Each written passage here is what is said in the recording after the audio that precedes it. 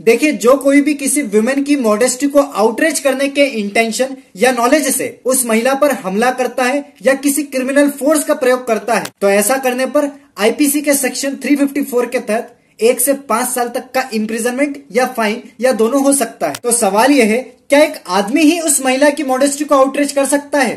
क्या इस आदमी को ही लायबल ठहराया जा सकता है इस सेक्शन के तहत? अगर एक महिला दूसरी महिला की मॉडेस्टी को आउटरीच करती है, तो क्या इस महिला को इस सेक्शन के तहत यह कहा जाएगा कि इस महिला ने भी ऑफेंस कमिट करा है?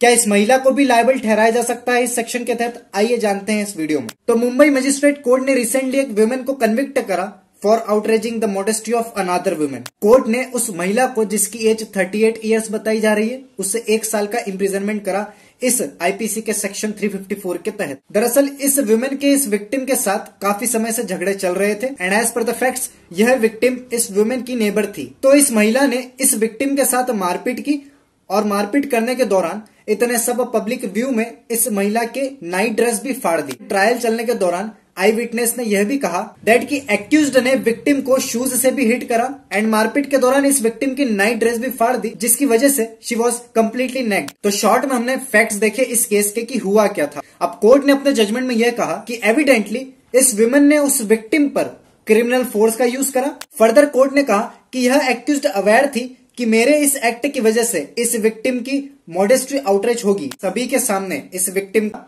और उसकी नाइट ड्रेस भी फाड़ दी, जिसकी वजह से हम कहेंगे कि इस विक्टिम की राइट टू प्राइवेसी का इन्फ्रिंजमेंट हुआ है। और विटनेसेस से हमें यह भी एविडेंस मिले हैं that when the incident had taken place man from the same building were also standing there. तो कोर्ट ने यहाँ पर सेक्शन 354 को कैसे इंटरप्रिटेट करा, आइए जानते हैं। देखिए, magistrate stated in the judgement that both a man and a woman can commit an offence under section 354 of IPC with necessary intent और नॉलेज। यानी कि एक वुमेन भी असॉल्ट या क्रिमिनल फोर्स का यूज कर सकती है दूसरी महिला पर, ठीक उसी तरीके से जिस तरीके से एक आदमी करता है। कोर्ट ने यह भी ऐड करा कि आईपीसी का सेक्शन 354 हर पर्सन पर इक्वली ऑपरेट होगा, अब वो पर्सन चाहे मेल हो या female, and it cannot be maintain that as women are exempted from any punishment under this section. अब ऐसा क्यों कह रहे हैं कि वुमेन भी इंक्लूडेड है? तो कोर्ट ने कहा कि आईपीसी के सेक्शन 354 में प्रोनाउन ही मेंशन करा गया है, तो ही को इंटरप्रिटेट करते हुए कहेंगे कि इसमें मेल और फीमेल दोनों आ जाएंगे। मन से नहीं कह रहे। आईपीसी का सेक्शन 8 कहता है प्रोनाउन ही अगर मेंशन करा गया है, इसमें मेल और फीमेल दोनों को इंक्लूड कराया जाता है as per section 8 of IPC. That's why हम कहेंगे कि इस सेक्शन 354 के तहत दोनों आदमी और महिला को इस ऑफेंस के तहत गिल्टी ठहराया जा सकता है। मजिस्ट्रेट ने फर्दर यह भी नोट करा कि इस सेक्शन के तहत जो ऑफेंस है, it need not necessarily be a sexual offence. यह कोई सेक्सुअल ऑफेंस नहीं है, but it can fall under the chapter of criminal force and assault.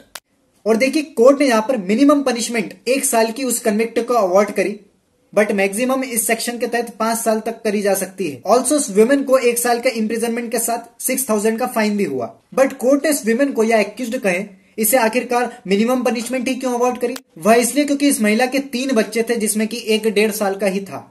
तो कोर्ट ने यह चीज देखते हुए उस महिला को सिर्फ और सिर्फ 1 साल का इम्प्रिजनमेंट साथ में 6000 का फाइन भी अवॉर्ड। एट लास्ट हमने इस केस को देखते हुए हम कहेंगे कि यह सेक्शन दोनों पर अप्लाई होगा, चाहे वो मैन हो या विमेन, दोनों को गिल्टी ठहराया जा सकता है इस सेक्शन के तहत। आप अगर फेसबुक पर देख रहे हो तो फॉलो कर लो, यूट्यूब पर देख रहे हो तो सब्सक्राइब कर लो, पर भी आप मुझे फॉलो कर सकते हैं। साइड में आपको पेज दिख रहा होगा, डेली नॉलेजफुल कंटेंट वहां पर भी आपको मिलता रहेगा। तो मैं हूं पद्मनाभ शर्मा, मिलता है किसी नेक्स्ट वीडियो किसी इंटरेस्टिंग टॉपिक के साथ। तब तक के लिए जय हिंद, जय भारत, थैंक यू।